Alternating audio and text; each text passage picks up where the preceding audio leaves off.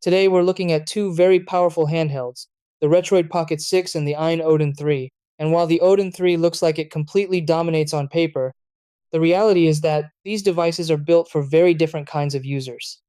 This isn't a simple case of one being better or cheaper than the other, because the real difference comes down to performance, maturity, price expectations, and how patient you're willing to be.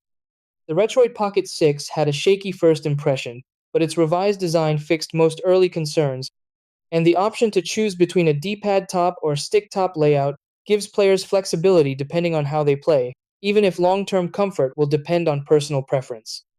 The Odin 3 takes a more conservative design route, with familiar controls and ergonomics that most people already find comfortable for long sessions. Performance is where things really split. The Retroid Pocket 6 uses the Snapdragon 8 Gen 2, a chip that's already proven itself with stable drivers and predictable results, making Android gaming and emulation feel smooth and reliable right now.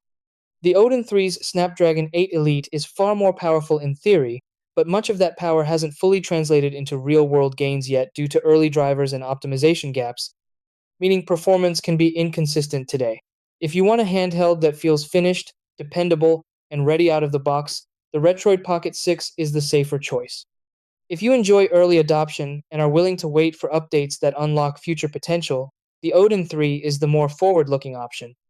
In the end, the choice isn't about which device wins, it's about whether you value readiness now or promise later.